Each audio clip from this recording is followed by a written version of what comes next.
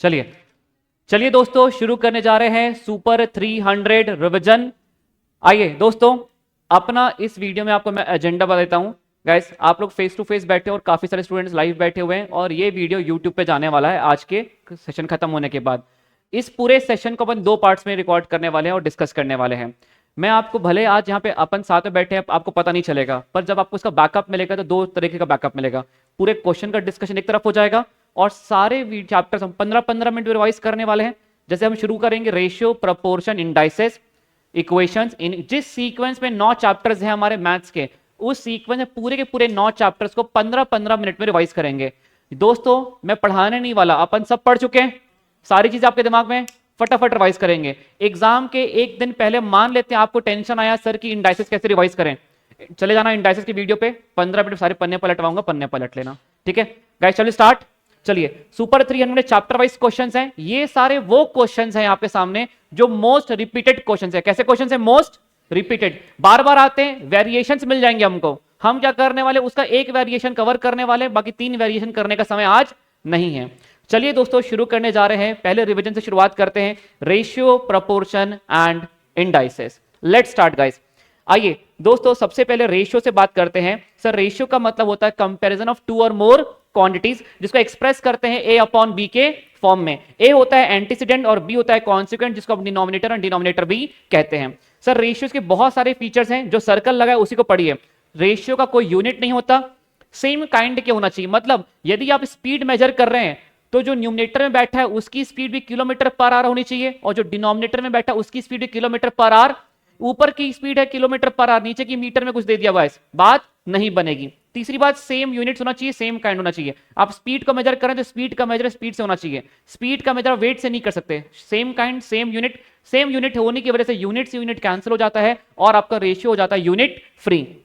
Guys, ratio में order बड़ा important होता है। 2/3 एक अलग नंबर है और 3/2 अपने आप में एक अलग नंबर है। गाइस, इसके बाद हम बात करते हैं, जब भी हम किसी चीज में कोई चेंजेस करते हैं in the terms of ratio, in the terms of ratio. Guys, मान लेते हैं मैंने कोई क्वांटिटी को रेशियो में बदला, ए अपॉन बी का परिवर्तन लाया, तो गाइस आपको न्यू क्वांटिटी जब भी निकालना है तो आप कैसे निकालोगे? Old quantity multiply by A upon B मत करना, बी अपॉन ए। जैसे कि दोस्तों एक व्यक्ति है जिसका वेट है 56.7 kg, उसके वेट को चेंजेस किया in the terms of ratio.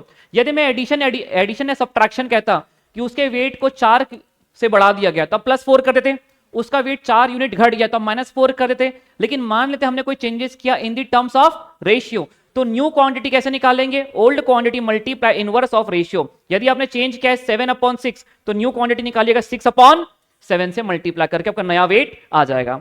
Guys, हमने फिर शुरुआत की टाइप्स ऑफ रेशियो से। कंपाउंड होता है, सारे रेशियोज को मल्टीप्लाई कर दीजिए, न्यूमिनेटर और डिनोमिनेटर। कंपाउंड मतलब गाइस उसका डुप्लीकेट, ए अपॉन बी का डुप्लीकेट, ए अपॉन बी इंटू ए अपॉन बी। ट्रिप्लीकेट, ए अपॉन बी इंटू ए अपॉन बी इंटू ए अपॉन बी। सब डुप्लीकेट अंडर रूट, सब ट्रिप्लीकेट पावर 1/3। गाइस, सब ट्रिप्लीकेट इनवर्स ए upon B का inverse B upon ए। Guys, इसके बाद हमने बात की थी, सबसे शानदार बात होती है कंटिन्यू रेशियो पे। मान लेते हैं मैंने आपको 2 रेशियो दे दिए, ए अपॉन बी तेरे नाम पे खत्म, तेरे नाम पे शुरू, बी अपॉन सी। मैंने कहा A/B/C निकालिए, तो आप कैसे निकालोगे? This into this, this into this, this into this. क्या था मतलब ये? This into this A, guys this into this B and this into this C. Sir, जैसे कि मान लीजिए मैंने आपको ए अपॉन बी दिया और बी अपॉन सी दिया, मैंने कहा find A/B/C। This into this कितना हो गया? 15, cross multiply, this into this कितना हो गया? 20, दिस इंटू दिस 24। सर, मजा तब आता है जब 4 क्वांटिटी रहे, ए अपॉन बी, बी अपॉन सी और सी अपॉन, और हमें कंटिन्यू करना है A/B/C/D। पहला this into this into this, this this this, नहीं नहीं, this this this this this this this this this. याद है? अब ये आप और मैं ही समझ सकते हैं, बाकी दुनिया नहीं समझ पाएगी। ठीक है, चलिए दोस्तों निकालते हैं। This into this into this मिल गया पहला वाला। गाइस, दूसरा कैसा था? This this this B, this this this C, और नीचे वाला दिस इंटू दिस डी। हो गया दोस्तों। अभी हम लोग कैलकुलेशन पे उलझने का समय नहीं है। चलिए guys, we are done with the revision of ratios. आगे बढ़ जाएं, इसी दिन के लिए कॉन्सेप्ट हैंडबुक बनाया था। चलिए आगे बढ़ते हैं दोस्तों। कितना मजा आ रहा है, आपके नोट्स और मेरे नोट्स क्या हैं? सेम।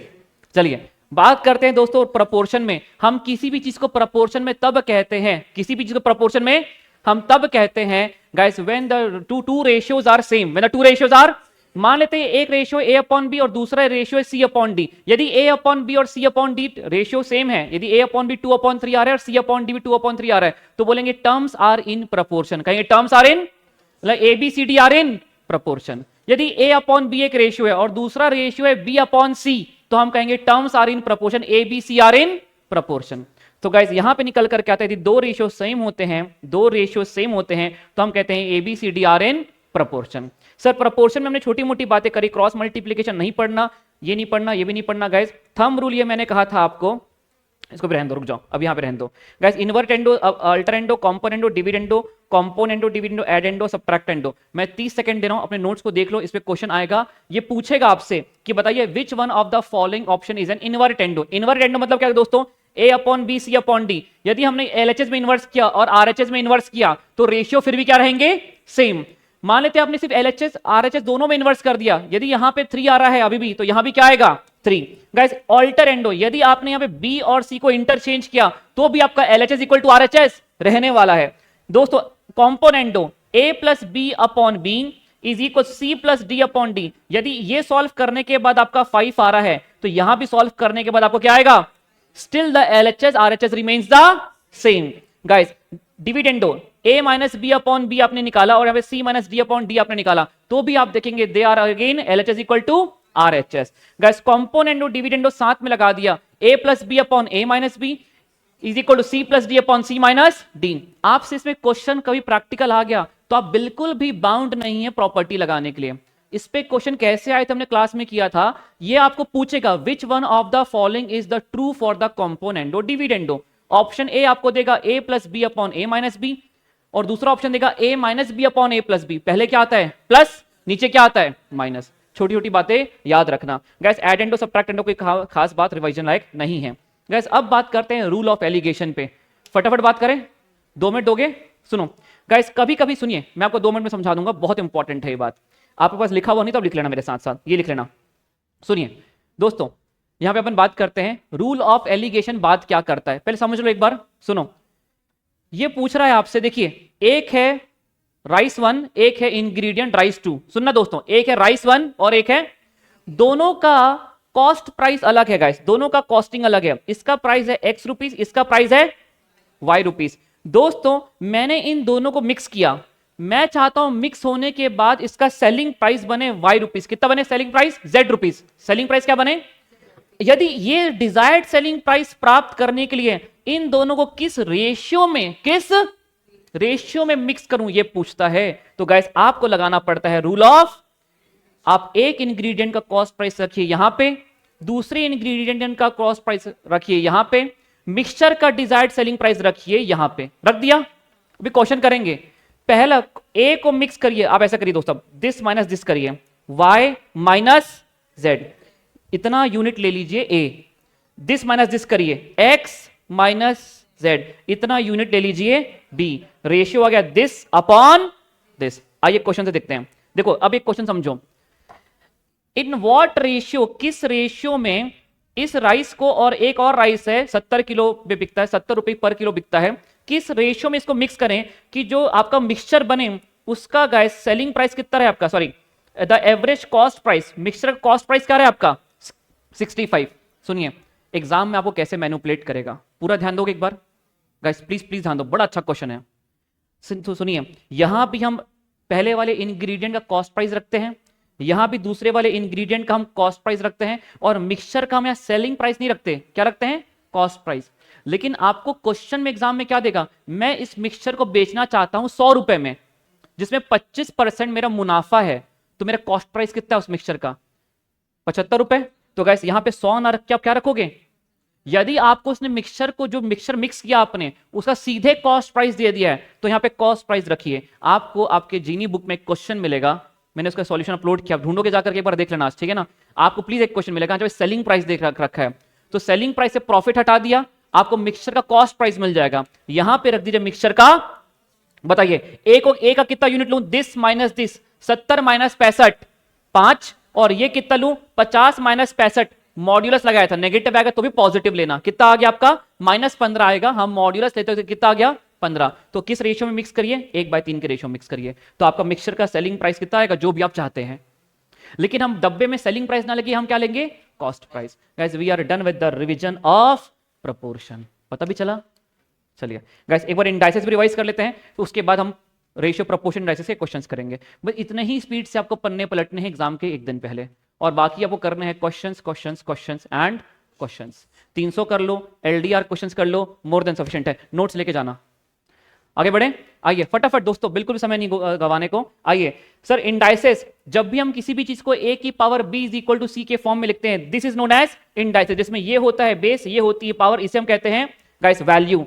सर बेसिक प्रॉपर्टीज में हमने ये पढ़ा था, यदि बेस सेम होते हैं और बीच में मल्टीप्लाई का साइन होता है तो पावर्स हो जाती हैं ऐड, बेस सेम होते हैं डिवाइड का साइन होता है तो पावर्स हो जाती हैं सब्ट्रैक्ट। सर ये पावर पावर का मतलब ये बिल्कुल नहीं होता कि a की पावर n, नहीं, ये गलत इंटरप्रिटेशन है। पावर्स पावर्स आपस में क्या होती हैं, मल्टीप्लाई। पावर्स पावर्स आपस में क्या होती हैं, कई बार दोस्तों ऐसी सिचुएशन आती है 2 का स्क्वायर बाहर 3, तो हम इसे सॉल्व करने में कतराते हैं। गाइस इसको डरो मत, ये क्या है, 2 इंटू 3 कितना हो गया, 6। समझा क्या? चलिए आगे बढ़ते हैं। a की पावर -n लिखा है, a की पावर, गाइस इसका मतलब भी क्या होता है, रेसिप्रोकल। आप इसको ऐसा लिख सकते हैं, इसको ऐसा लिख सकते हैं, आप ये वाले बहुत ज्यादा यूज होता है, इसमें डरिएगा मत, ठीक है गाइस।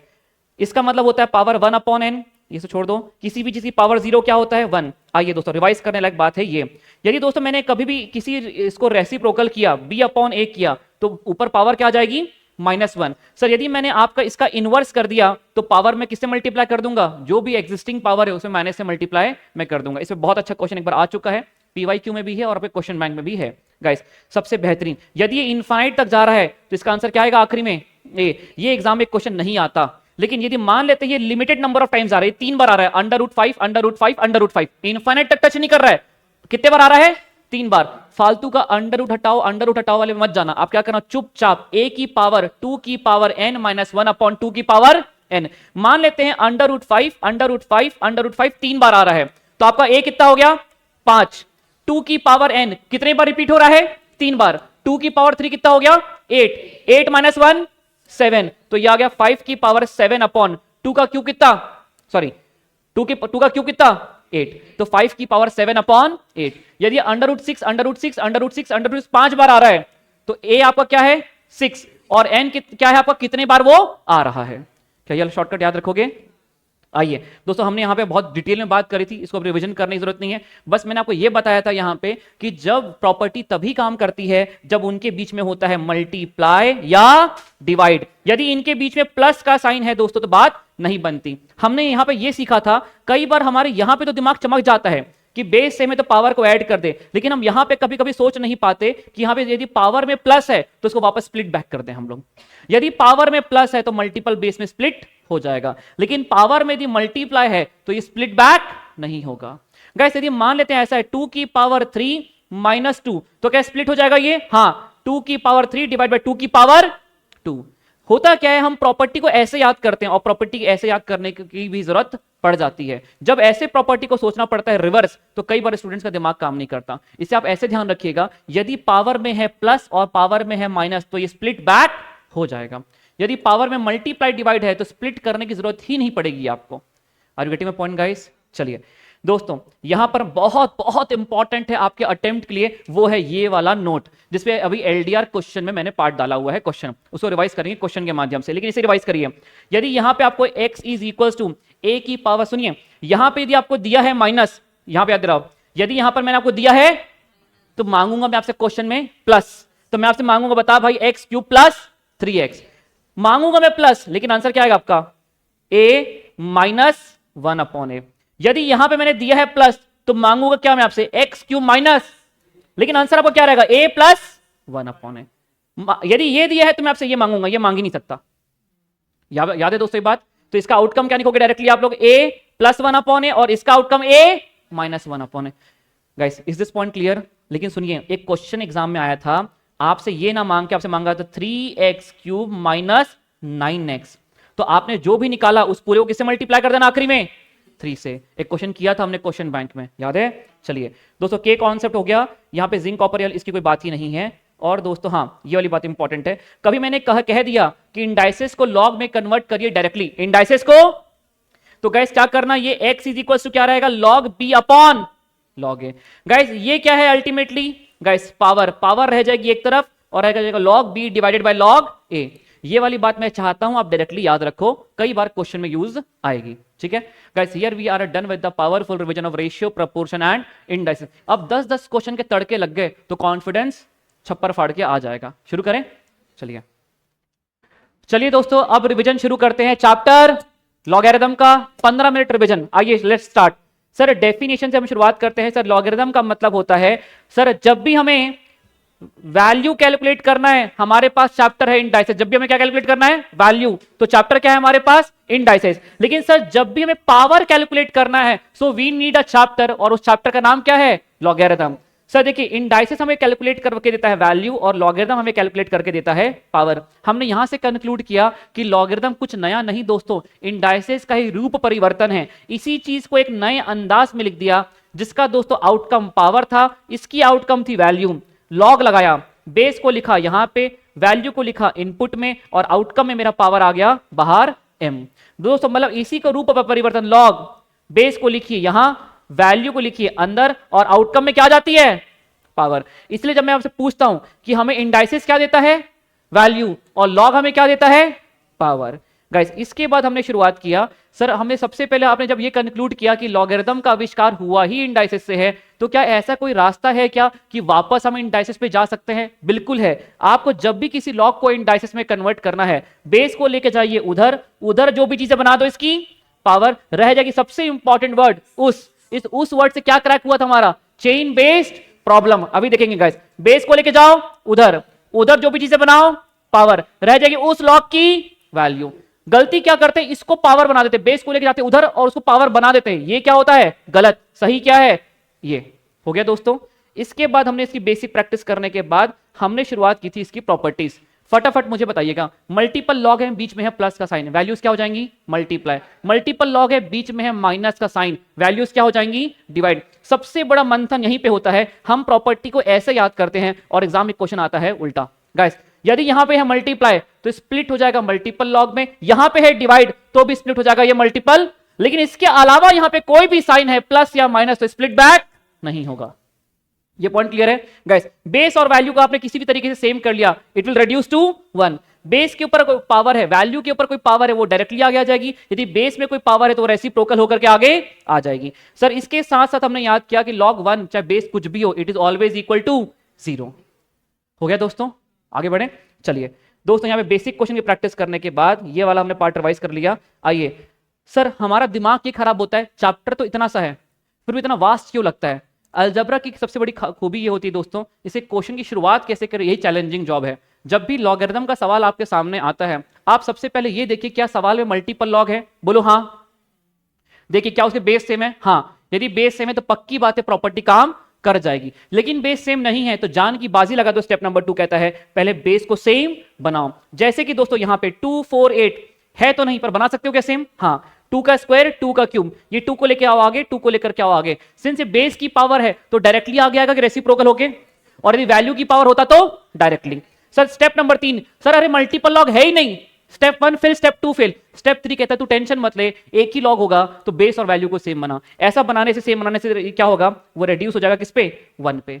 गाइस जैसे कि ये यहां पे एक ही लॉग है, काय का प्रॉपर्टी कुछ नहीं कर सकते, क्या करेंगे, इसको लिख दो 3 का स्क्वायर, इसको लिख दो 1/3 का क्यूब, 3 का 1/3 का क्यूब मतलब 3 की पावर -3। ये पावर डायरेक्टली आगे आ जाएगी और ये रेसिप्रोकल होकर के आगे आ जाएगी, एंड आंसर इज -2/3।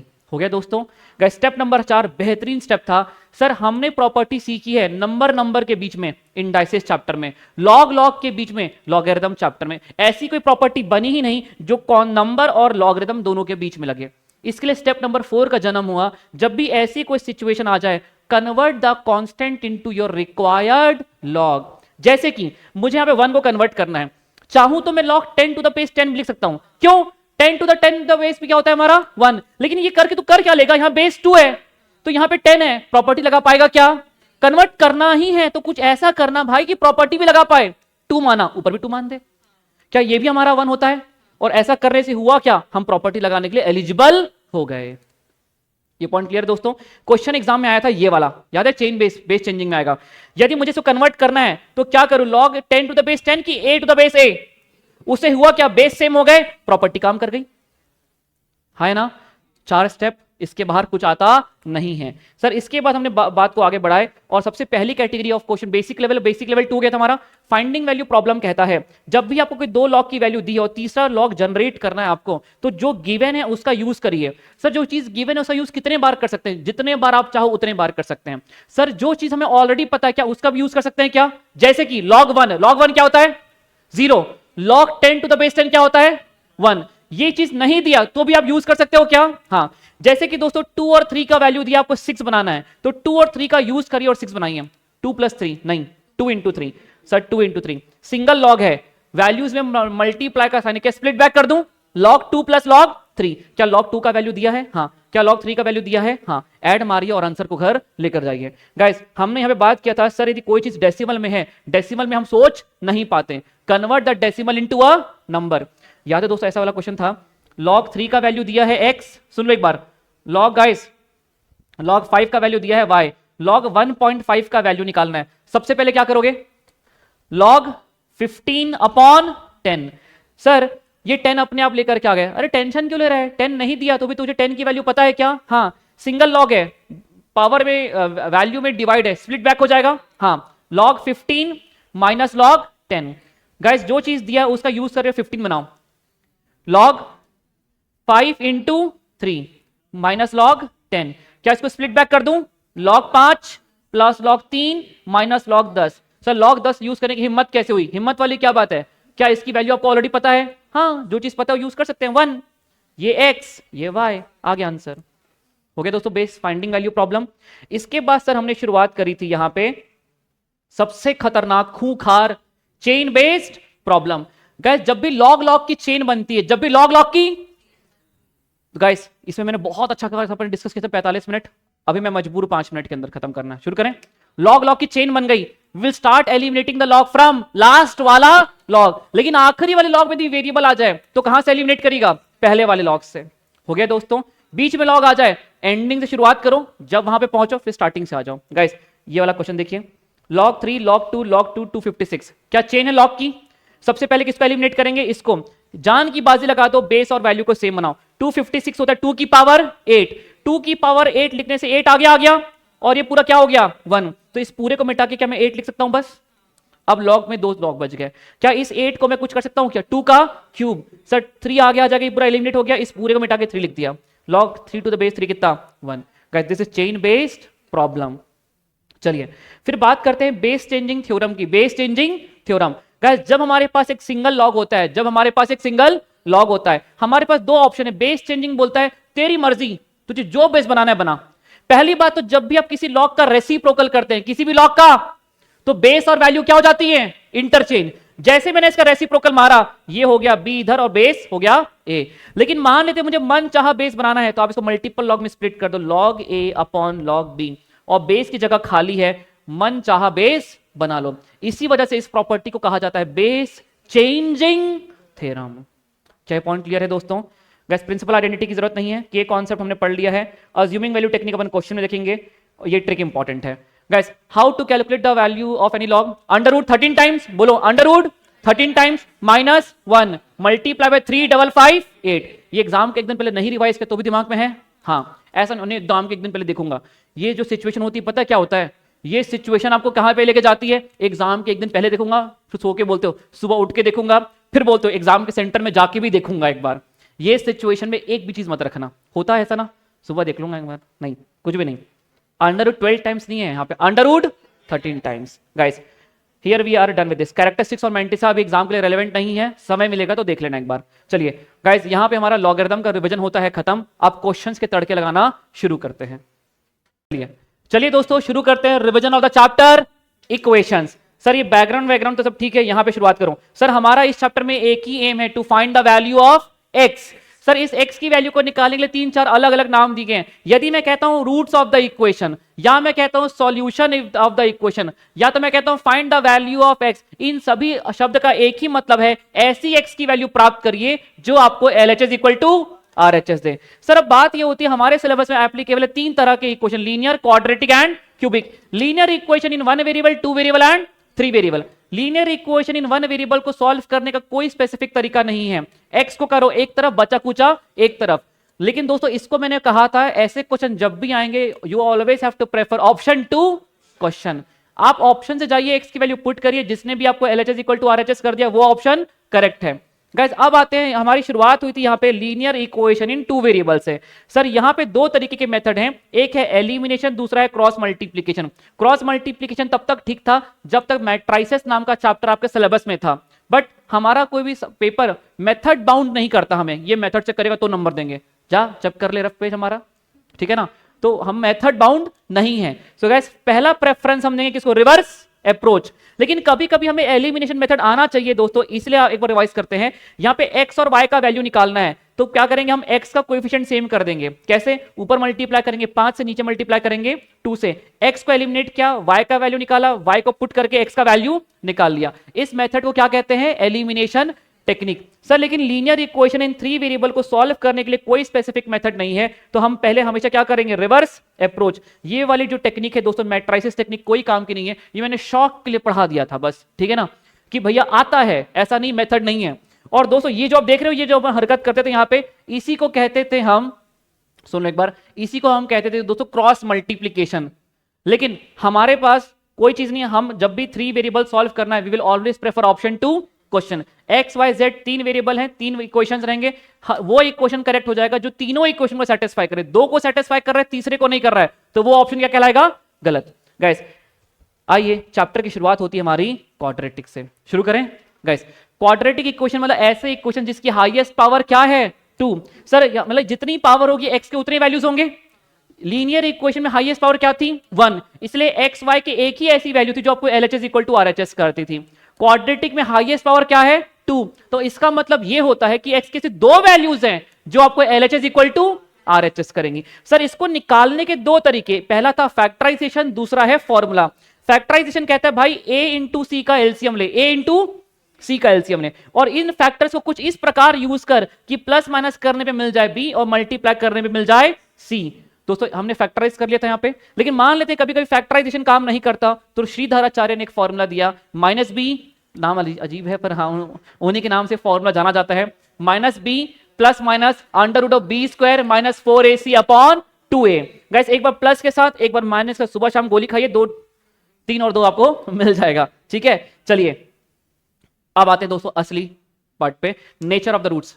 पहले रिवाइज कराओ गाइस, d ग्रेटर देन 0 आ गया आपका, मतलब नेचर ऑफ द रूट्स के बारे में हम कहना चाहते हैं। देख भाई निकालने के बाद तो पूरी दुनिया बता देगी, देख देख देख रूट्स रियल हैं, देख देख अनइक्वल हैं। मान लेते हैं नेचर ऑफ द रूट्स का क्वेश्चन कैसा आता है, बिना रूट को निकाले उसके रूट्स के बारे में एक ओपिनियन फॉर्म करना, कमेंट करना, बता रूट्स कैसे रहेंगे, इक्वल क्या अनइक्वल, बिना निकाले बता, उसी को कहते हैं क्या, नेचर ऑफ द रूट्स। समझा दोस्तों, एटीट्यूड पता होना चाहिए, पढ़ क्या रहे अपन, ठीक है।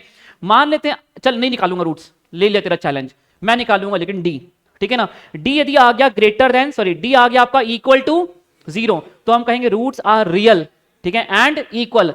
इक्वल मतलब पहला रूट भी 5 है तो दूसरा रूट भी 5 है, 5 ही बस सेटिस्फाई करेगा, दूसरा कोई नंबर है ही नहीं, तो बोलेंगे अरे तू तो कहा 2 2 देगा, है ना 2, दोनों सेम है, मेरी क्या गलती, समझा क्या गाइस। मान लेते हैं आपका डी आ गया ग्रेटर देन 0, डी क्या आ गया आपका, तो यहां पे दोस्तों 2 सिचुएशन है, डी ग्रेटर देन 0 आ गया, 2 बात तो पक्की हो गई, roots are real and unequal, roots are real and, एक रियल है, एक 5 है तो दूसरा 6 है, अलग अलग है, अनइक्वल। लेकिन मान लेते मैंने आपसे कहा चल तू रैशनल और इरैशनल के बारे में भी कमेंट कर बिना निकाले, तो दोस्तों यदि आपका डी आ गया एक परफेक्ट स्क्वायर, डी आ गया एक 100 आ गया, क्या 100 ग्रेटर देन 0 है, तो 2 बात पक्की हो गई, roots are real and unequal, since एक परफेक्ट स्क्वायर है roots are rational, roots are.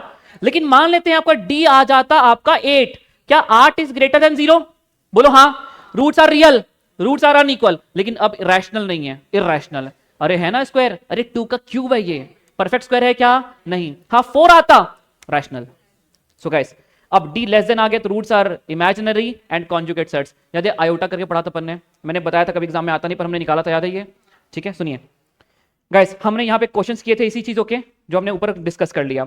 अब आते हैं बड़े इंपॉर्टेंट पार्ट पे दोस्तों, प्लीज प्लीज यहां पे ध्यान दीजिएगा, roots are irrational, roots are, जब भी रूट्स इरैशनल होते हैं roots are always in conjugate pairs, मतलब यदि एक रूट है p plus under root q तो दूसरा रूट होगा p माइनस, दोस्तों मैं कहता हूं एक इक्वेशन है दोस्तों जिसका एक रूट है √5 + 3, तो बताइए दूसरा रूट क्या होगा आपका? √5 - 3। ये गलती यहां मेरे सामने तो कर दिया, मैं माफ करता हूं, पर एग्जाम में मत करना। सुनिए दोस्तों, यदि एक रूट है आपका a प्लस √b, तो दूसरा होता है a माइनस √ वाली बात। आगे कितने बार ये गलती करोगे? एग्जाम में, क्लास में करवा चुका हूं एक बार गलती वाली, फिर कर रहे हो। ये एग्जाम में आया हुआ क्वेश्चन है। यदि एक रूट है a प्लस √b, तो दूसरा होगा a माइनस, वो पहले क्या लिख के देगा आपको, √5 + 3। तो आप क्या बोल दोगे, √5 माइनस ना, एक रूट है 3 + √5, तो दूसरा है 3 माइनस √5। ये गलती अब तो नहीं करोगे ना, ठीक है ना गाइस? चलो ये सब बातें हो गई। हाँ, अब आते हैं दोस्तों हम रिलेशंस में। अल्फा प्लस बीटा क्या होता है? -b/a। और अल्फा इंटू बीटा क्या होता है? मैं तुम्हें एक गलती अभी तुम करने वाले हो एलडीआर क्वेश्चन में, इसलिए बता देता हूं। अल्फा इंटू बीटा क्या होता है? फिर से बोलो एक बार। c/, सिर्फ c तो नहीं होता ना, c/a। क्यों इतना स्पेसिफिक कर रहा हूं मैं? जनरली हर क्वेश्चन में a1 होता है, तो हम हैबिट डेवलप कर लिए हैं। Alpha into beta c, a तो 1 है रे, नहीं हमेशा नहीं होगा। अभी तुम गलती करने वाले हो, रोक सकते हो तो रोक लो, ठीक है? चलो गाइस, अब बात करते हैं इसमें हुआ था। अरे यार, पुराने वाले नोट्स आ गए क्या यहाँ पे? वो 3 चार्ट्स बने हुए क्या आपके पास? अरे यार, चलो ठीक है, अभी रिवाइज करते हैं। एक मिनट रुक जाओ। चलिए दोस्तों, यहां पे अल्फा प्लस बीटा क्या होता है? -b/a। Alpha into beta c/a। Sir यदि ये मान लेते हैं, अभी तक क्या हो रहा था, मैंने आपको इक्वेशन दिया, बोलो हाँ, आपने रूट्स निकाले। यदि मैं आपको रूट्स दे दूं तो क्या आप इक्वेशन बना सकते हो? हाँ सर बना सकते हैं। फॉर्मूला होता है, ये है आपकी दोस्तों, इस कॉन्सेप्ट का सबसे ज्यादा आप लीस्ट इंपॉर्टेंट समझते हो इसको, और यही सबसे इंपॉर्टेंट है। ये वो टेक्निक है दोस्तों, यदि ये फॉर्मूला को क्लिक नहीं करता तो आप इसके टफ से टफ क्वेश्चन क्रैक नहीं कर सकते। यदि रूट्स दिए हुए हैं तो आप बिल्कुल इक्वेशन बना सकते हो। कैसे बनेंगे? x² minus sum of the roots into x plus product of the roots. Sir अब आते हैं इस पार्ट पे। दोस्तों कुछ यूजफुल फैक्टर आपको हमेशा याद रखना। पहली बात समझो, पूरा ध्यान दो यहां पे, सुनो। आपको सिर्फ अल्फा प्लस बीटा पता है, बोलो हाँ। बताओ क्या होता है? -b/a। आपको सिर्फ अल्फा इंटू बीटा पता है, बोलो क्या होता है? एग्जाम में ये बात तो आपको पता है, तो ये तो पूछेगा नहीं। वो बोलेगा चल एक काम कर, तू alpha cube minus beta cube बता। तुम बोलते मुझे तो सिर्फ अल्फा प्लस बीटा पता और अल्फा इंटू बीटा। तो मैं चाहता हूं ये 4 रिलेशंस आप याद करके जाओ। देखो हम क्यों याद कर रहे हैं? यदि हम बोलते हैं नहीं मैं जाऊंगा a + b² का फॉर्मूला वहां इन्वेंट करूंगा, उतना टाइम है क्या तेरे पास? भाई तू वहां पे पेपर अटेम्प्ट कर ले पहले, इन्वेंट करेगा, नहीं हो सकता। तो ये चारों रिश्ते आपको याद होने चाहिए। सुनिएगा दोस्तों, लेकिन जब हम याद कर रहे हैं, थॉट प्रोसेस समझिए। थॉट प्रोसेस क्या है? आपको सिर्फ अल्फा प्लस बीटा पता है और अल्फा इंटू बीटा पता है, तो हमने सारे फॉर्मूले का इजाद किया और हमने सारे फॉर्मूले में सिर्फ क्या क्या यूज किया? अल्फा प्लस बीटा और अल्फा इंटू, गाइस फटाफट बिना देखें, alpha square plus beta square, alpha plus beta का होल स्क्वायर माइनस कितने alpha beta? -2 alpha beta. Alpha cube plus beta cube, alpha plus beta कहां नीचे दिख रहा है? अल्फा प्लस बीटा ब्रैकेट में अल्फा प्लस बीटा का होल स्क्वायर -3 अल्फा बीटा। हमने नाम दिया था गाइस मोस्ट टेक्निकल। गाइस ये वाला अपना सेकंड नंबर पे आता है, लेकिन मोस्ट टेक्निकल कौन है? अल्फा क्यूब माइनस, बताइए अल्फा माइनस। लेकिन रुक जाओ सर, आपने तो कहा था अल्फा प्लस बीटा यूज करेंगे, आप यहां पे पहले क्या यूज कर रहे हो? कोई बात नहीं, वो भी बता दूंगा मैं आपको, ठीक है? अल्फा माइनस बीटा ब्रैकेट के अंदर अल्फा प्लस बीटा का -3 अल्फा बीटा की 1। लेकिन सर इसमें एक दिक्कत है, ये तो हमको पता है -b/a, ये तो हमको पता है c/a, लेकिन अल्फा माइनस बीटा पता है क्या? इसके लिए आया चौथे नंबर एक फॉर्मूला, √ अल्फा प्लस बीटा का होल स्क्वायर। चौथे नंबर पे है फॉर्मूला -4 अल्फा बीटा। क्या बात याद है? तो एक बार मुझे alpha cube plus beta cube बता दो। Alpha plus beta -3 alpha beta, alpha square plus beta square बता दो। अल्फा प्लस बीटा का होल स्क्वायर -2 अल्फा। एक बार मुझे आखिरी बार अल्फा प्लस बीटा बता दो, -b/a। और एक बार मेरे मन की तसल्ली के लिए अल्फा इंटू बीटा बता दो। और चलो खत्म कर ही रहे तो एक बार alpha cube minus beta cube, क्या वही है? ये मोस्ट टेक्निकल ये है कि alpha cube plus beta cube है मोस्ट टेक्निकल। माइनस वाला अल्फा क्यूब माइनस, बताइए क्या? अल्फा माइनस बीटा ब्रैकेट में होल स्क्वायर -1 अल्फा बीटा। दिक्कत यहां पे एक चीज से हो गई, अल्फा माइनस बीटा से, वो भी याद दिला दो एक बार। Under root of alpha plus beta का whole square minus 4 alpha beta. Sir एक बात बताओ, देखो यहां पे ये क्वेश्चन दिया, ये क्या मांग रहा है, इससे डरो मत। पहली बात तो -1 का मतलब क्या होता है, रेसिप्रोकल। तो जब मैंने इसको लिखा तो दोस्तों ये लिखा हुआ है alpha upon beta plus beta upon, कैसे एलसीएम लिया alpha into beta, cross multiply किया अल्फा स्क्वायर प्लस, क्या आपको alpha square plus beta square पता है क्या, अल्फा प्लस बीटा का whole square minus 2 alpha beta. और जिसकी वैल्यू आपको निकालना है, क्या यहां पे आपको अल्फा प्लस बीटा पता है क्या होता है, minus B by A, alpha into beta C by A, सब कुछ नंबर के हम फॉर्म में पुट करना, डेसिमल में आंसर निकाल लेना। सर अब आते हैं कैसे हमें करता है वो मैनिपुलेट, कैसे वो हमें डराता है। शुरू करें दोस्तों, ये है मोस्ट इंपॉर्टेंट। यकीन मानिए एग्जाम के एक दिन पहले concept handbook more than sufficient है, लॉजिकली रिवाइज कर रहे हो तो। और मैं आपको लॉजिकली रिवाइज करवा देता हूं भाई, सुनो।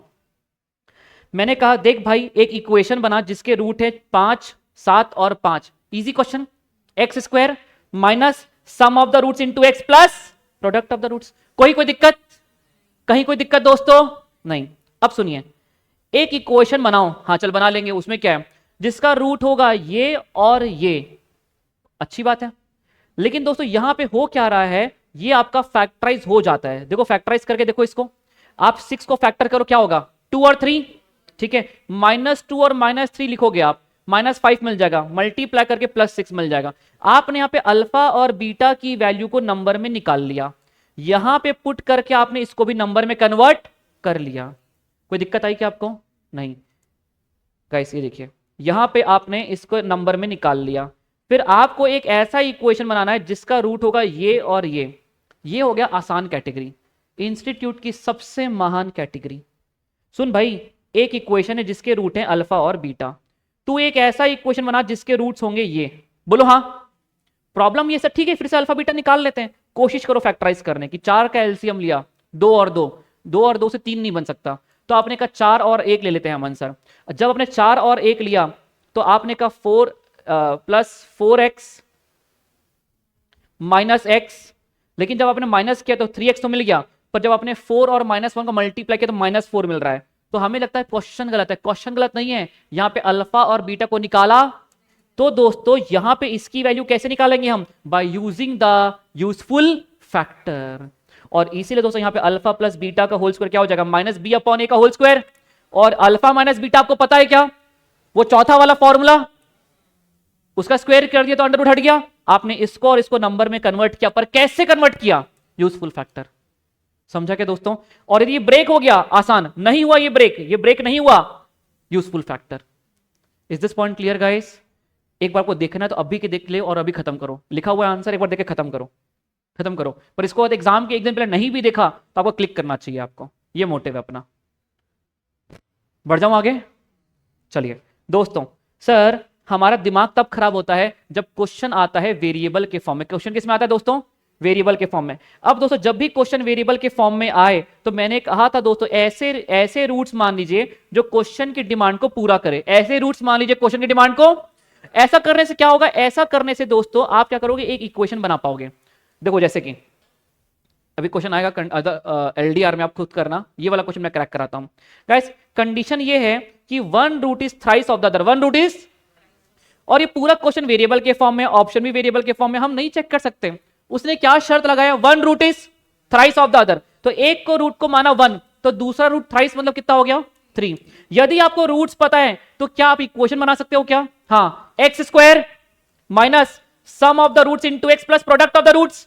इसके हिसाब से आपके पास ए आ गया, बी आ गया और सी आ गया। पुट कर दो नंबर में, ऑप्शन में, जिसने भी आपको LHS इक्वल टू RHS दे दिया वो ऑप्शन करेक्ट। क्या ऐसे क्वेश्चंस को आप सॉल्व कर लोगे अब आप, हाँ। कैसे मैंने इस पे एक और अच्छा क्वेश्चन कराया था, we are done with this. कैसे क्यूबिक पे मैंने आपको समझाया था एक ट्रिक, आइए फटाफट रिवाइज कर लें क्यूबिक की ट्रिक एक बार। मैं लिखूंगा तो नहीं पर समझिएगा। सबसे पहले क्यूबिक में दोस्तों सबसे अच्छी बात तो ये होगी, यदि सारे ऑप्शंस में अलग अलग हैं तो आप ऑप्शन से क्वेश्चन चले जाइए। लेकिन प्रॉब्लम ये हो जाएगी आंसर, यदि कोई भी रूट सेम है, 1 1 -1 -1 -1 -1 1 -1 -1 -1। अब प्रॉब्लम ये हम एग्जाम में ये तो समझ में आ गया कि दो रूट सेम है, पर सेम वाला रूट 1 1 वाला सेम है कि -1 -1 वाला सेम है। ऐसे केस में आपको लगाने के लिए बाउंड हो जाते हो सिंथेटिक डिवीजन। क्या एग्जाम टाइम पे हम सिंथेटिक डिवीजन लगा सकते हैं क्या, नहीं गाइस। अब आते हैं उसके लिए ट्रिक। सबसे पहला रूट आप लगा लीजिए हिट एंड ट्रायल से, ठीक है। जनरली हिट एंड ट्रायल में आपको सेटिस्फाई कर जाएगा 1 0 या तो फिर -1, ठीक है। अब यहां पे दोस्तों 1 सेटिस्फाई कर गया, मैंने 1 को लिखा यहां पे, सारे के सारे कोएफिशिएंट लिखिए यहां पे, x क्यूब का कोएफिशिएंट 1, इसका 1 -1 और -1। गाइस पहले वाले के नंबर को एज इट इज उतार दीजिए नीचे, ठीक है।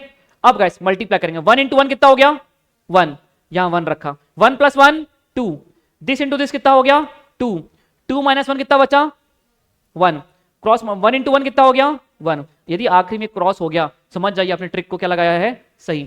ये रही आपकी क्वाड्रेटिक इक्वेशन के एबीसी, ये रहा ए, ये रहा बी और ये रहा सी।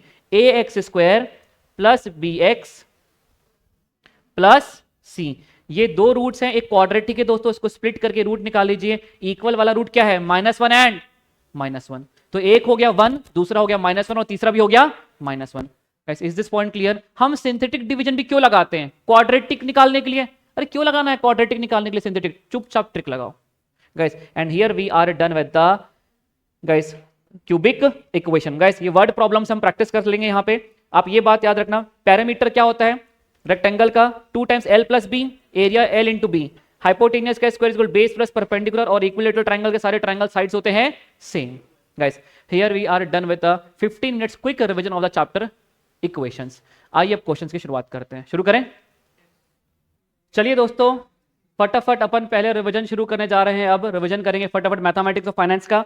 बस इसमें एक फर्क है मैथमेटिक्स और फाइनेंस के रिवीजन में, हम लोग हार्डली 10 मिनट में पूरा चैप्टर रिवाइज करेंगे क्योंकि we are going through the trick. Simple interest का फॉर्मूला बताइए, पूरा चैप्टर बैकग्राउंड से रिवाइज करेंगे। सिंपल इंटरेस्ट का फॉर्मूला बताइए, principal into rate into time. Sir principal into rate into time, amount क्या होता है प्रिंसिपल प्लस इंटरेस्ट। दोस्तों यहां पे ये बात याद रखना, always take the time in years, ठीक है, and rate in percentage per annum. दोस्तों यहां पे एक शॉर्टकट याद कर रहा था अपन ने, कितने साल में पैसा डबल हो जाता है, ट्रिपल हो जाता है, चौपल हो जाता है, ऐसे बात करें तो guys t = n - 1/r। t पता है तो r निकाल लेना, r पता है तो t निकाल लेना। दोस्तों इसके बाद हमने कंपाउंड इंटरेस्ट शुरुआत किया था, सीधे ट्रिक पे आएंगे। हमारी कंपाउंड इंटरेस्ट की ट्रिक होती है r/100 + 1 multiply by principal is equal to amount. Guys यहां पे फिर हमने शुरुआत किया था, ईयरली है तो r/100, हाफ ईयरली तो r/, क्वार्टरली तो r/, और मंथली तो r/1200। गाइस यदि हमसे कभी भी प्रिंसिपल रेट और टाइम मांगेगा, go from option to question. Guys यदि मान लेते कभी डेटा सफिशिएंट ना दे, इतने सालों में कितने सालों में डबल हो जाएगा, ट्रिपल हो जाएगा, प्रिंसिपल को मान लेना 100। Guys when the years are in decimal तो अपन m + mr/c। गाइस यहां पे मैं एक चीज और ऐड करूंगा, क्योंकि अभी इंस्टीट्यूट ने इसके हिसाब से एक वेरिएशंस क्रिएट किए हुए हैं। अपन एक क्वेश्चन लेंगे, अपन देखते हैं इसमें लिखेंगे, अभी आ जाओ। Advance shortcut, amounts form GP, और इस कदर जीपी फॉर्म करती कि आगे वाला टर्म डिवाइड पीछे वाला term will give you common ratio r, r-1 will give you i।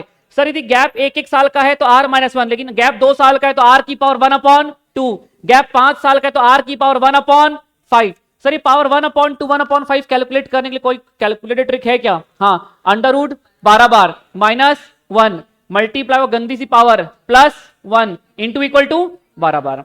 Guys, what is the difference between compound interest and simple interest for 2 years? PR², for 3 years PR² bracket r + 3। Guys, हमने यहाँ पे एक shortcut याद किया था जहां पे rate और सिंपल इंटरेस्ट और कंपाउंड इंटरेस्ट के बीच में एक रिलेशन स्टैब्लिश किया था। Rate is equal to 2 times difference between SI and CI for 2 years divide by SI for 2 years। Guys, यहाँ पे आ जाओ सीधे, rates keep on changing every year, P + R1 + R2 + R3। आपको अमाउंट मिल जाएगा, amount minus principal will give you I। Guys सबसे important, if a sum of money becomes m times in n years, इतना गुना हो गया इतने सालों में, दो चीज मांगेगा, टाइम मांग रहा है तो q मांग रहा है, और अमाउंट मांग रहा है तो aq मांग रहा है। शॉर्टकट था गाइस, aq = m⁻q/m। ठीक है, क्वेश्चन आया तो देखेंगे गाइस इस पे, ठीक है। इफेक्टिव रेट सभी को याद है, फटाफट ट्रिक बोलो, r/100 + 1 मल्टीप्लाई बाय प्रिंसिपल नहीं, मल्टीप्लाई बाय 100, जो भी आ गया इक्वल टू -100 आएगा। क्वेश्चन देख लेंगे अपन। ईयरली गाइस यहाँ पे समय और प्रिंसिपल दोनों ही इररिलेवेंट है। ये उसने कहा इफेक्टिव रेट निकालो 5 साल का, 5 साल का कोई यूज नहीं है, हम रेट निकाल रहे हैं, और जब भी हम रेट निकाल रहे हैं it is always per annum, तो 1 साल के लिए निकालेंगे, 5 साल को यूज नहीं है। हाफ ईयरली तो r/200, क्वार्टरली तो r/, और मंथली तो r/। गाइस डेप्रिसिएशन ट्रिक क्या है, 1 - r% इंटू मशीन का value is equal to scrap. Guys फटाफट आइए मैं फटाफट 3 चीज रिवाइज कराता हूं, annuity, present value and, guys यहां पे ध्यान दो, यहां पे ध्यान दो, फटाफट हो गया बस, ठीक है ना।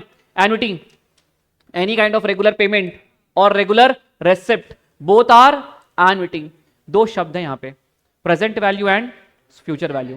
सुनिए, प्रेजेंट वैल्यू फ्यूचर वैल्यू का अस्तित्व तभी आता है जब क्वेश्चन में मल्टीपल पेमेंट आते हैं। मैंने आपसे मांगा है बैंक बैलेंस, मैंने आज 100 रुपए बैंक में डाले, बताइए कितने साल के बाद, 5 साल के बाद मेरा बैंक बैलेंस कितना हो जाएगा? ये 100 रुपए मैं बार बार डालता हूं कि एक बार? तो ये है प्रिंसिपल, मैं आपसे मांग रहा हूं अमाउंट। अब मैं कहता हूं मैं 100 रुपए 100 रुपए 100 रुपए हर साल डालता हूं, बताइए मेरे 5 साल के बाद मेरा बैंक बैलेंस कितना हो जाएगा? अभी भी मैं अमाउंट मांग रहा हूं, पर ये आपसे एक सिंगल डिपॉजिट का कि मल्टीपल डिपॉजिट का? तो गाइस इसे अमाउंट ना कह के बेटर वर्ड क्या है? Future value. गाइस प्रिंसिपल ही किसको रिप्रेजेंट करता है? Present value. और अमाउंट किसको रिप्रेजेंट करता है? Future value. देखिए गाइस, मैं चाहता हूं मेरे बैंक में 1 साल के बाद हो जाए 1 करोड़। आज बैंक में कितना पैसा डालूं?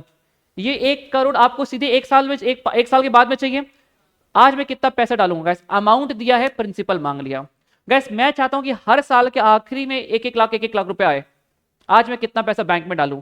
क्या आप एक बार सिंगल डिपॉजिट चाहते हैं इस बार, कि मल्टीपल पेमेंट चाहते हैं? तो आज कितना पैसा डालूं, इसे प्रिंसिपल ना कह करके क्या बेटर कहेगा कहना? Present value. प्रिंसिपल ही प्रेजेंट वैल्यू है और अमाउंट ही फ्यूचर वैल्यू है। गाइस फटाफट ट्रिक रिवाइज कराओ मेरी प्रेजेंट वैल्यू की। R upon 100 plus 1 divide equals to GT multiply by तुच्छ सी annuity present value. Future value है तो 1 plus equals to R upon 100 plus 1 into 1 equals to GT multiply by annuity is equal to future value. यहां पे समझने वाली बात यह है, यदि दोस्तों छोटे से बड़े जाना है मल्टीप्लाई वाला कॉन्सेप्ट, बड़े से छोटे पे आना तो डिवाइड वाला concept. GT M plus present value divide by MRC, वो पूरा लॉजिक दिमाग में है, ठीक है ना दोस्तों? ड्यू रहा तो वैसे तो प्रेजेंट वैल्यू की ट्रिक की शुरुआत होती है R अपॉन 100, ड्यू रहा तो 1 plus equal to. Future value की वैसे तो ट्रिक की शुरुआत होती है 1 प्लस इक्वल टू, ड्यू रहा तो। जब भी आप ट्रिक में 1 प्लस इक्वल टू से शुरू कर रहे हैं, आगे जाके इक्वल टू 1 कम। गाइस इसके बाद दोस्तों हमने शुरुआत करी थी परपेचुअल एन्युटी का फॉर्मूला, बताइए। A अपॉन R, ग्रोथ है तो A upon R minus G, और ग्रोथ ड्यू है तो आगे A ऐड हो जाएगा। हो गया दोस्तों? सुनिए गाइस, इसके बाद अब सीधे यहां पे आइए आप लोग। NPV present value of cash inflow minus present value of cash outflow.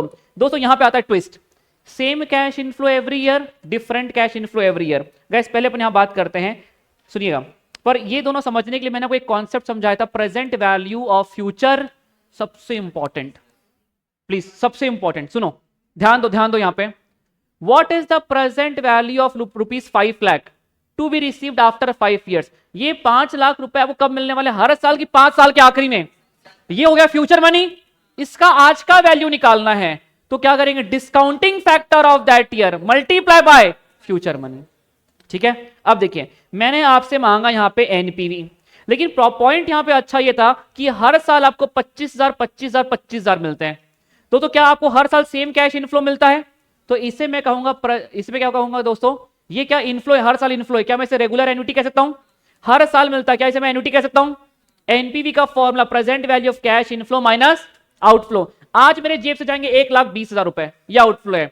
Inflow जो है ये आपको आज मिलने वाला है कि कल? इसके आज की वैल्यू निकालने के लिए क्या मैं उसे एन्युटी कह दूं?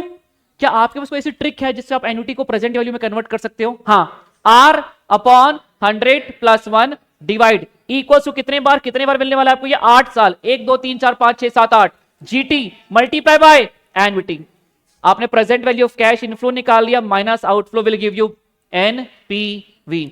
सबसे ट्विस्ट एंड टर्न वाला क्वेश्चन, इस पर एक क्वेश्चन मैंने आपके कॉन्सेप्ट हैंडबुक में अभी ये एलडीआर में भी प्लेस किया है, उसको भी देखेंगे अपन। सर अब हमें एनपीवी निकालना है, बोलो हाँ, लेकिन हर साल कैश इनफ्लो क्या क्या है? अलग अलग। गाइस हर साल सेम कैश इनफ्लो क्या है? अलग अलग है। श्री एक चाय, थैंक यू। गाइस लेकिन 0 ईयर पे माइनस लिख दिया, माइनस किसको रिप्रेजेंट कर रहा है? इनफ्लो की आउटफ्लो? आउटफ्लो ये आपका क्या हो गया? आउटफ्लो। गाइस ये क्या है आपके? इनफ्लो। लेकिन हर साल सेम कैश इनफ्लो की अलग अलग। तो गाइस ये पैसा 1,000 कब मिलने वाला है आपको? अभी की 1 साल के बाद। तो इसकी आज की वैल्यू पे कैसे लेंगे? 1 साल के बाद का discounting factor multiply by future money. पहले साल का discounting factor multiply by future money, ये मिलने वाला दूसरे साल के आखिरी में। दूसरे साल का discounting factor multiply by future money, ये मिलने वाला है तीसरे साल के आखिरी में, तीसरे साल का discounting factor multiply future money. ये मिलने वाला चौथे साल के आखिरी में, उसका discounting factor multiply future money. याद है पूरा काम कैलसी में किया था अपन ने, और आपने निकाल लिया present value of cash inflow minus outflow. अभी क्वेश्चन करेंगे इस पे, रिवाइज हो गया एक बार गाइस। अब यहाँ पे रिवाइज कराइए मुझे, अब पूरा यहीं से रिवाइज कराओगे आप लोग।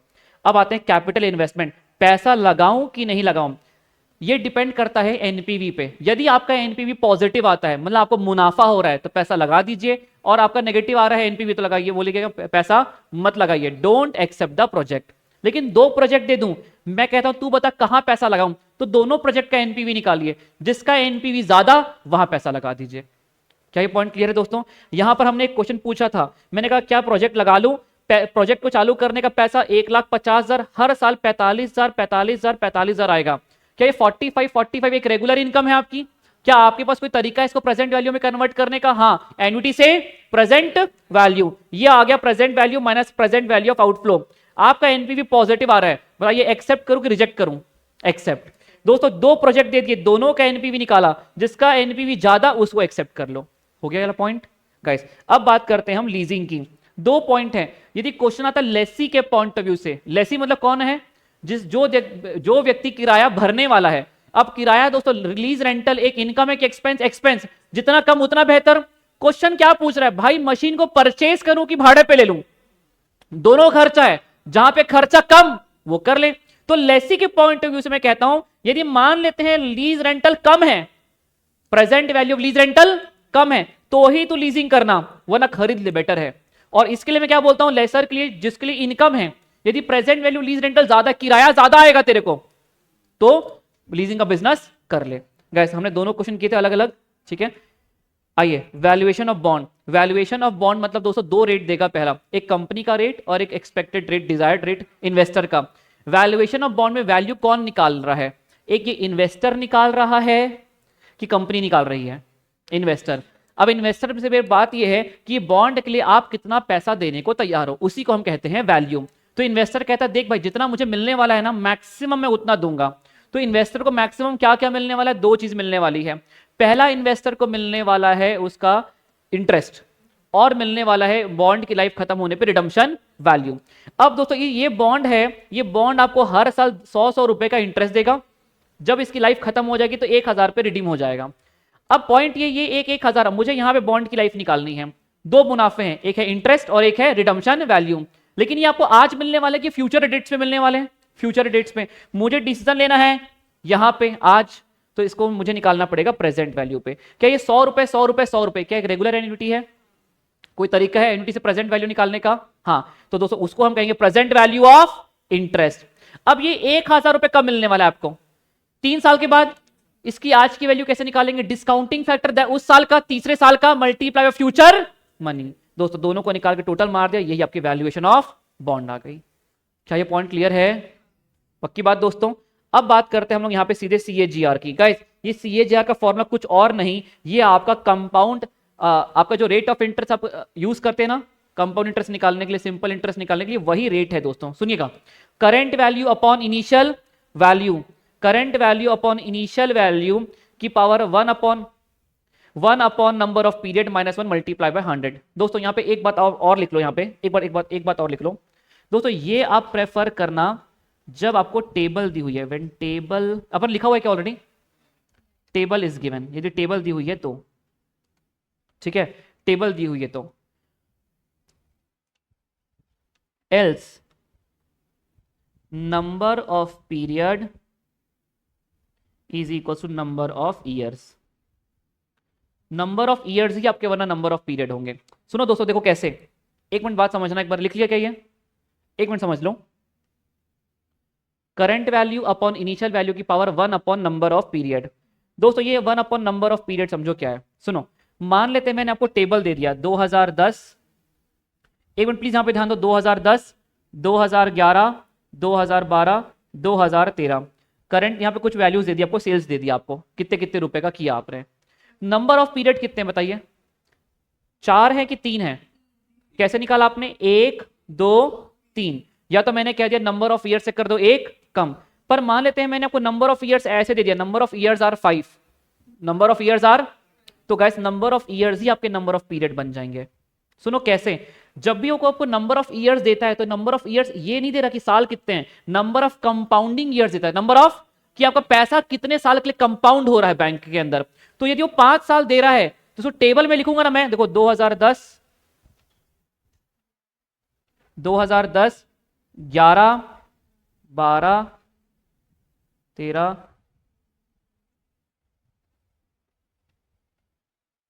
गाइस 15। एक मिनट देखिएगा, 5 साल लिखने से आपको क्या वाकई में देखो ना, 1 1 2 3 4 5, ठीक है 5 साल मैंने लिखे, 2010 नहीं 5 साल लिखे, पर पैसा आपका 5 साल कंपाउंड नहीं हुआ। देखिए पैसा कितने साल कंपाउंड हो, 1 2 3 4। तो जब वो आपको नंबर ऑफ ईयर्स दे देता है तो नंबर ऑफ ईयर्स ही आपके नंबर ऑफ पीरियड बनते हैं। लेकिन दोस्तों जब वो आपको टेबल देता है तो कंपाउंडिंग पीरियड क्या हो जाता है, 1 साल कम। क्या पॉइंट क्लियर हुआ? क्योंकि यदि मैं यहां पे 5 साल पैसा कंपाउंड करना चाहता हूं तो टेबल में कितने साल बनाऊंगा, 6, तब जाके मेरा पैसा कंपाउंड कितने साल होगा, 5। क्या ये पॉइंट क्लियर है? ठीक है दोस्तों, here we are done with the revision. How to calculate any trick आपको याद होना चाहिए। अंडरवुड 12 बार -1 multiply by power +1 into equal to 12 बार। दोस्तों चालू करें क्वेश्चंस। चलिए दोस्तों, now let's revise the chapter permutation and combination. चलिए दोस्तों फटाफट 15 मिनट्स रिवीजन शुरू करते हैं। परम्यूटेशन का मतलब होता है चीजों को सेलेक्ट करना और साथ ही साथ अरेंज करना, और कॉम्बिनेशन का मतलब होता है चीजों को सिर्फ और सिर्फ सेलेक्ट करना। गाइस इसका एक्सपांशन होता है एनपीआर का, n factorial upon n minus r factorial. n मतलब टोटल कितने में से, r मतलब कितनों को सेलेक्ट भी किया और अरेंज भी किया। अमन सर इसमें एक प्रॉब्लम ये हो जाती है, यहाँ पे हमने सिलेक्शन भी किया और अरेंजमेंट भी किया। कॉम्बिनेशन का मतलब होता है चीजों को सिर्फ और सिर्फ सेलेक्ट करना। यदि इस पूरे फॉर्मूले में से मैंने अरेंजमेंट हटा दिया तो क्या रह जाएगा, सिलेक्शन। यहीं से कॉन्सेप्ट निकल करके आता है, यदि कभी भी कोई चीज इंक्लूड हो गई है अरेंजमेंट में और आपको उसका अरेंजमेंट खींच के बाहर निकालना है तो माइनस ना करके हम क्या करते हैं, डिवाइड। जैसे ही आपने r फैक्टोरियल से डिवाइड किया, आपने क्या कर दिया, r चीजों के अरेंजमेंट को हटा दिया। जब आपने अरेंजमेंट हटा दिया तो इस फॉर्मूले में रह जाएगा सिर्फ और सिर्फ सिलेक्शन। गाइस आगे बढ़ते हैं। सर फिर हमने डिसाइड किया, अमन सर हम ये चैप्टर पढ़ क्यों रहे हैं, हम ये चैप्टर पढ़ रहे हैं नंबर ऑफ वेज को काउंट करने के लिए।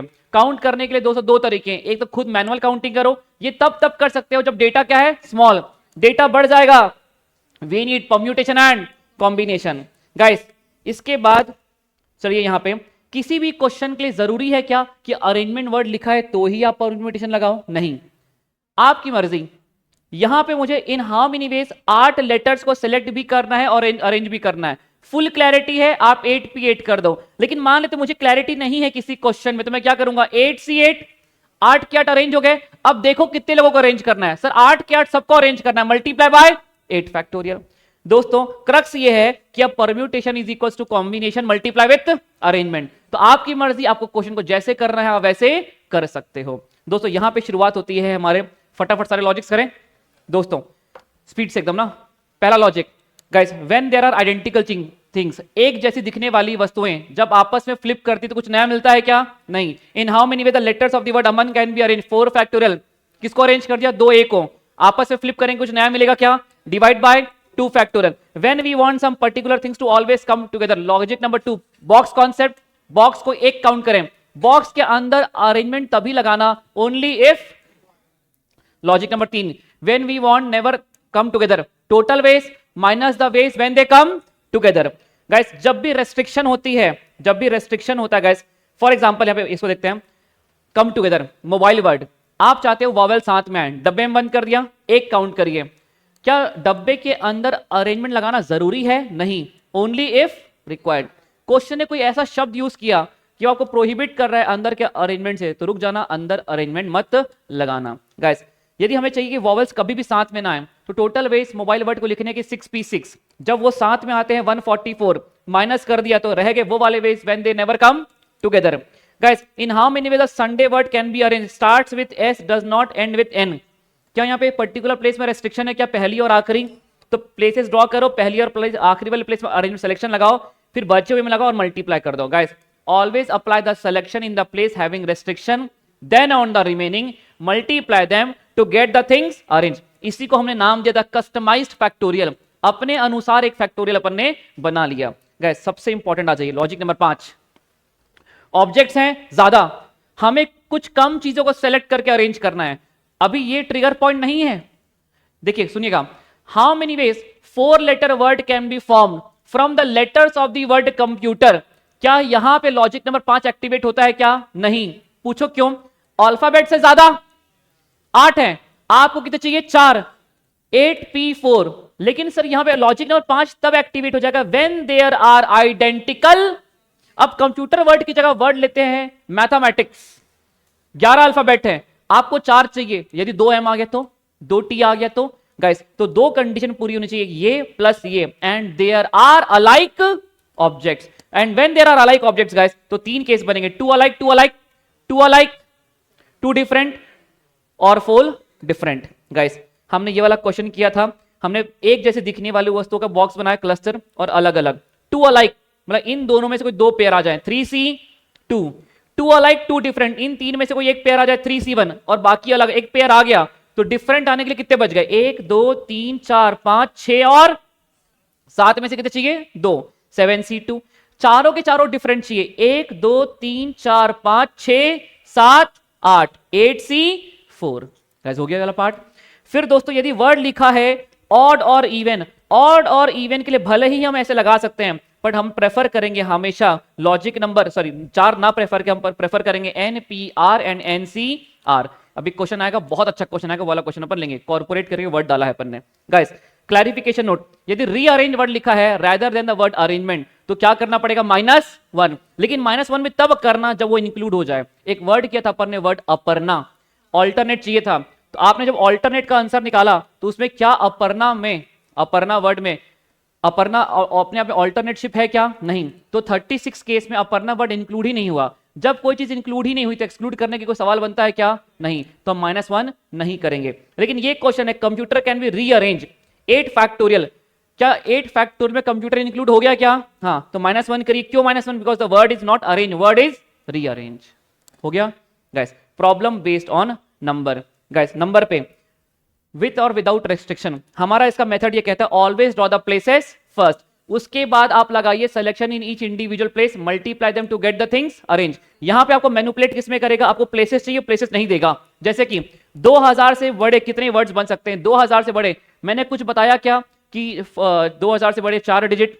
सर 2000 से बड़े वाला 4 डिजिट 5 डिजिट जो जो बनाना है सब बना लो।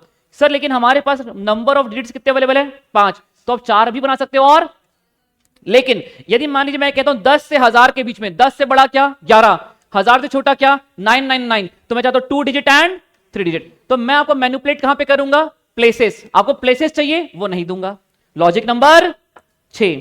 Logic number 7 guys, when there is a 2 place restriction, जैसे कि दोस्तों in how many numbers greater than 23,000, greater than, sir देखो अब पहली प्लेस में 2 है, दूसरी प्लेस में 3 है। यदि पहली प्लेस में 2 आ भी गया तो जरूरी है क्या कि नंबर 23,000 से बड़ा बने? नहीं, अगले प्लेस में 3 को भी आना जरूरी है। लेकिन यदि पहली वाली प्लेस में 3 4 या 5 आया तो क्या पक्की बात है नंबर 23,000 से बड़ा बन गया? तो यहां पे हम लोग 2 प्लेस रेस्ट्रिक्शन कब कहते हैं? जब दूसरी प्लेस में आने वाला व्यक्ति निर्भर करता है कि पहली प्लेस में कौन आया। तो दोस्तों हम लोग क्या करते हैं? Further split the cases. यदि यहां पे आया 2 तो क्या, और यदि यहां पे आया 3 4 और 5 तो क्या? स्टार्ट 2 से हो रहा है तो यहां पे मैनिपुलेशन है, लेकिन स्टार्ट 3 4 5 से हो रहा है तो यहां पे कोई मैनिपुलेशन नहीं है, तो स्प्लिट कर दिया केसेस को, दोनों को सॉल्व करके अपन ने ऐड कर दिया। याद है दोस्तों ये वाला केस? इसके लिए एक क्वेश्चन और किया था, नंबर ग्रेट इवन नंबर होना चाहिए। तो इवन नंबर के लिए आखिरी वाली प्लेस में भी रेस्ट्रिक्शन है और पहली वाली प्लेस में भी रेस्ट्रिक्शन है, क्योंकि 300 से बड़ा चाहिए था नंबर। गाइस चलिए, problem based on geometry. Guys एक लाइन ड्रॉ करने के लिए 2 पॉइंट, कॉर्ड बनाने के लिए 2 point from the circumference, triangle बनाने के लिए कम से कम 3 पॉइंट चाहिए, लेकिन कम से कम एक तो भी नॉन कोलिनियर होना चाहिए। इसका याद दिलाओ दोस्तों, ट्रायंगल में से 12 पॉइंट है, 12 के 12 नॉन कोलिनियर, क्या कोई भी 3 पॉइंट ट्रायंगल देगा आपको? हाँ, 12C3। लेकिन मैं कहता हूं 12 में से 5 कोलिनियर हैं, तो सर हमें हमेशा ट्रायंगल मिलता है। हमें ट्रायंगल बस एक ऐसा केस है जब नहीं मिलता, जब तीनों के तीनों पॉइंट कहां से आते हैं? कोलिनियर से। 12C3 सारे तरीके आ गए, माइनस कर दो वो वाले तरीके जो ट्रायंगल नहीं देते, -5C3। Guys diagonal, diagonal draw करने के लिए हमें क्या चाहिए दोस्तों? Corner points. Guys corner points, लेकिन एक चीज और आ जाती है, वो क्या है? साइड्स। तो माइनस कर देना नंबर ऑफ साइड्स। पैरेललोग्राम बनाने के लिए क्या चाहिए? 2 पैरेलल एक्स एक्सेस में, 2 पैरेलल वाई एक्सेस में। चलिए गाइस, यहां पे हमेशा हम क्या प्रेफर करेंगे? यूज ऑफ कॉम्बिनेशन ज्योमेट्री में, never prefer permutation. Guys when we want one particular thing always occur, वो व्यक्ति ऑलरेडी ग्राउंड में खड़ा है, 10 में से 4 लोग को सेलेक्ट करना है, जिसमें एक व्यक्ति हमेशा आएगा। बच गया कितने लोग सेलेक्ट करने के लिए? 9। टीम बनानी है 4 की, ऑलरेडी सेलेक्ट हो गया। और कितने? 9C3। लेकिन अरेंजमेंट मांगूंगा तो 9P3 नहीं, 9C3 हो गया। Multiply by arrangement of 3 person और 4 person, 4 person multiply 4 factorial. 1 person never occur, बाहर फेंक दिया उठा के। 9 में से कितने लोग सेलेक्ट करने हैं? 4। 9C4 अरेंज कितना करना है? 4 मल्टीप्लाई 4 फैक्टोरियल। हो गया दोस्तों, आगे बढ़े। चलिए गाइस, व्हेन अब यहां पे ना दोस्तों आपका डेटा, आपके नोट्स में चेंजेस होंगे, ठीक है ना। मैं नोट्स ढूंढूंगा, बहुत टाइम लग जाएगा। मैं फटाफट रिवाइज कर रहा हूं आपको। हमने यहां पे दोस्तों 2 तरीके से बाइफरकेट किया, मैं बोलता हूं, सुनिएगा सुनिएगा। Alike objects, different objects. Alike objects हैं, एक जैसी दिखने वाली 5 पेन है। In how many ways you can select 1 और मोर देन 1। मैंने शर्त लगा दिया खाली हाथ नहीं आ सकते, तो जितनी पेन उतने तरीके, n वेज। लेकिन खाली हाथ आने का ऑप्शन है तो n+1 वेज, क्योंकि खाली हाथ आने का भी ऑप्शन है। गाइस हमने एग्जांपल लिया था यहाँ पे एप्पल्स का। 5 एप्पल है, सारी के सारी दिखने में एक जैसी हैं, डिफरेंट वर्ड नहीं लिखा है मैंने, सारे की सारी एक जैसी एप्पल है। In how many ways you can select the apples? 5 ways. In how many ways you can select 0 और more than 0 apples? 5+1 6 ways. And how many ways you can select 1 और मोर देन 1 एप्पल? 5 वेज। हो गया दोस्तों। लेकिन मान लेते हैं different objects हैं। क्या है आपके पास? Different objects. यदि यहां पे दोस्तों शर्त लगी है 1 और मोर देन 1 वाली, तो 2 की पावर n। खाली हाथ आने का ऑप्शन है तो 2 की पावर n-1। सॉरी गाइस, यहां पे आपका होगा 2 की पावर n-1। यदि 1 और मोर देन, खाली हाथ आने का ऑप्शन नहीं है तो 2 की पावर n टोटल वेज। खाली हाथ आने का ऑप्शन है क्या? नहीं, -1। और खाली हाथ आने का ऑप्शन है तो 2 की पावर n, -1 नहीं करेंगे। चलिए आगे बढ़ेंगे दोस्तों। ग्रुपिंग और डिस्ट्रीब्यूशन बहुत अच्छे से डिस्कस किया था दोस्तों। यहां मैंने चिंदी मारी में खत्म किया है। आपके नोट्स में को बहुत अच्छे से लिखा हुआ होगा। शुरू करें, शुरू करें दोस्तों। चलिए आप ध्यान देना, मुझे मैं बोलूं आपको एक बार फटाफट। गाइस 2 चीजें हैं, एक है ग्रुपिंग और एक है डिस्ट्रीब्यूशन। गाइस ग्रुपिंग की बात करते हैं। देखिए ग्रुपिंग में क्या होता है? 2 तरह के ग्रुप, इक्वल ग्रुप और अनइक्वल ग्रुप। चलिए इसके अपन अलग से बात करते हैं। सुनो, ग्रुपिंग और डिस्ट्रीब्यूशन। जब भी डिस्ट्रीब्यूशन मतलब अलग चीज है, ग्रुपिंग मतलब अलग चीज है। 12 लोग हैं, मुझे इनके 3 इक्वल ग्रुप बनाने हैं। 12 लोग हैं, मुझे 3 इक्वल ग्रुप बनाने हैं। तो 12 के 3 इक्वल ग्रुप, एक ग्रुप में कितने लोग आएंगे? 4-4। तो दोस्तों आपका इसका आंसर कितना हो जाएगा? 12 factorial divide by 4 factorial into 4 factorial into, जब भी आपको ग्रुप बनाने हैं n लोगों का, p फैक्टोरियल इंटू QPR। लेकिन इसमें एक बात याद रखना, यदि आपके इक्वल ग्रुप्स बनते हैं तो एक चीज एक्स्ट्रा आती है, नंबर ऑफ इक्वल ग्रुप्स। कितने इक्वल ग्रुप बनाए आपने? 3। तो यहां पे डिवाइड बाय 3 फैक्टोरियल भी आता है। लेकिन मान लेते सारे ग्रुप अलग अलग होते, पहले वाले ग्रुप में जाएंगे 2 लोग, दूसरे वाले ग्रुप में जाएंगे 3 लोग और आखिरी वाले में जाएंगे 4 लोग। तो टोटल कितने लोग? 4 5 6 7 8 9। 9 फैक्टोरियल डिवाइड बाय, क्या यहां पर कुछ एक्स्ट्रा आएगा क्या? नहीं। क्यों नहीं आएगा एक्स्ट्रा? क्योंकि एक भी इक्वल ग्रुप्स नहीं है।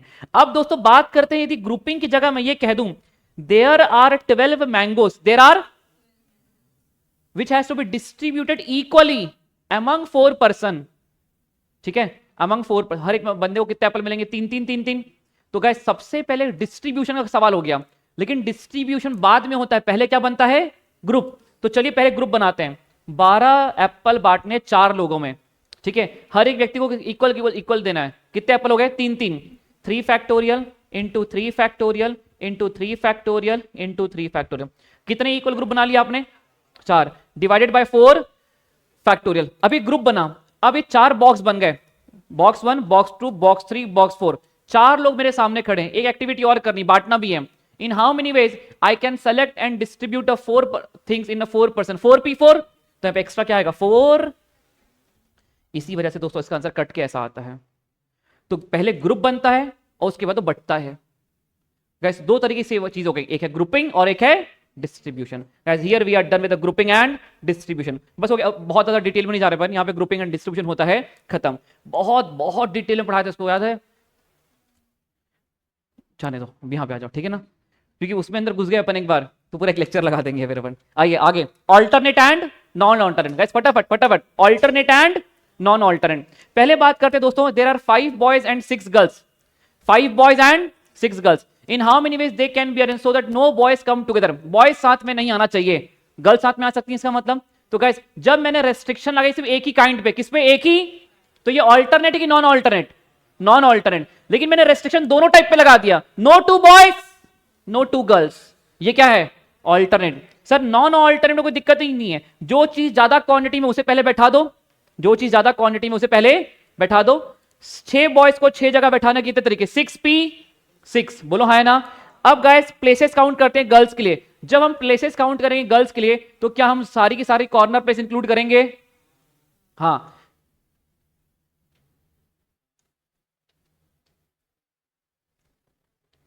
गाइस मुझे बताइए, 6 बॉयज को बैठा दिया, 1 2 3 4 5 6, 6p6। अब 5 प्लेसेस काउंट करने गर्ल्स के लिए, 1 2 3 4 5 6 7, 7 में से 5 जगह को सेलेक्ट भी करना है और अरेंज भी करना है, 7p5। लेकिन दोस्तों मान लेते हैं मैं कहता no 2 boys and no 2 girls, ना तो बॉयज ना तो गर्ल्स। अब ये ऑल्टरनेट है कि non alternate? Alternate. Different quantity, difference रखा भी तो मैं सिर्फ 1 का रखूंगा, 2 का डिफरेंस रख सकता हूं क्या? क्वेश्चन ही गलत हो जाएगा। वो बॉयज को बैठा दिया, बस फर्क इतना है सर 6p6 के बाद 5 गर्ल्स के लिए आप एक भी कॉर्नर प्लेस इंक्लूड मत करना, 1 2 3 4 5। लेकिन यदि सेम क्वांटिटी कर दिया जाए, यदि सेम क्वांटिटी कर दिया जाए, अब जब सेम क्वांटिटी किसी एक को बैठा तो बॉयज को बैठा दिया 5p5। अब गर्ल्स के लिए प्रॉब्लम यह है 1 2 3 4, यदि मैं कॉर्नर प्लेस ना लूं तो गर्ल्स के लिए जगह कम है, गर्ल्स है 5, जगह है 4, तो एक कॉर्नर प्लेस को इंक्लूड कर लो। लेकिन सिंस सर ये वाला कॉर्नर प्लेस इंक्लूड करेंगे तो ऑल्टरनेट शिफ्ट शुरू होती है, boy girl boy girl boy girl, और ये इंक्लूड करते हैं तो girl boy girl boy girl boy, दोनों ही ऑल्टरनेट है। तो हम एक को इंक्लूड करके अपना आंसर निकालेंगे और अपने पूरे आंसर को मल्टीप्लाई कर देंगे किससे? 2 से। Guys and here we are done with the biggest concept, alternate and non alternate. चलिए दोस्तों, अब दोस्तों यहां पे बात करते हैं यार, दोस्तों याद रखना एनपीआर को आप लिख सकते हो एनसीआर को nC n minus r, both are same. Pascal law है सबसे इंपॉर्टेंट, इस पे क्वेश्चन आएगा अभी। NPr plus nCr plus nCr minus 1, यदि यहां पे एक आर है और उसमें एक कम है तो गाइस ये आगे बढ़ के हो जाता है n+1cr। अभी क्वेश्चन आएगा अपन सॉल्व करेंगे। गाइस यदि दो चीजें बराबर है, दो कॉम्बिनेशंस बराबर हैं, तो दो चीजें, एक तो r इक्वल टू एस है और दूसरा r प्लस एस किसके बराबर है?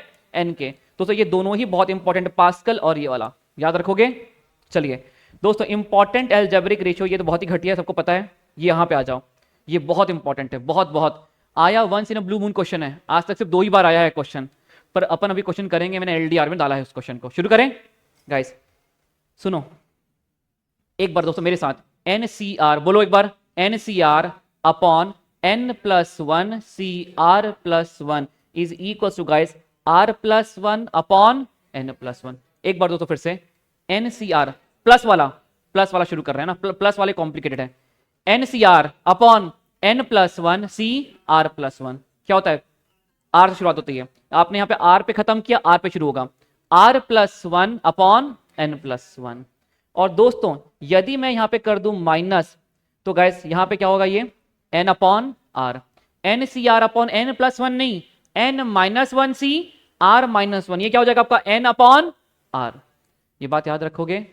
चलिए गाइस फिलहाल आप लोग ये वाला एल्जेब्रिक रेशियो याद रखिए, अभी अपन आगे बढ़ते हैं, सुनना। अच्छा ठीक है, इसको मैंने ये अलग चीज होगी, ठीक है, अलग रेशियो है, इवन ये इंपॉर्टेंट है, ये सबसे इंपॉर्टेंट है, याद रखना गाइस। एलसीएम क्या होता है? सुनो, एलसीएम क्या होता है? एलसीएम क्या होता है गाइस? ग्रेटेस्ट वाले इंटीजर का फैक्टोरियल, वैसे तो लीस्ट होता है। मान लेते हैं मैंने आपसे पूछा what is LCM of 3 factorial, 4 factorial, 5 factorial, 5 factorial, ठीक है। फैक्टोरियल छोटे वाले नंबर का, बड़े वाले नंबर का? बड़े वाले नंबर का। और गाइस एचसीएफ क्या होता है? फैक्टोरियल स्मॉलेस्ट वाला, 3 4 5 फैक्टोरियल। एचसीएफ क्या है? 3 फैक्टोरियल, और एलसीएम क्या है? 5 फैक्टोरियल। दोस्तों यदि मान लेते हैं ऊपर के एक फॉर्मूले से किसी से भी बात नहीं बनी, तो आप चले जाना ऑप्शन से क्वेश्चन, जिसने भी आपको LHS इक्वल टू RHS कर दिया वो ऑप्शन क्या है?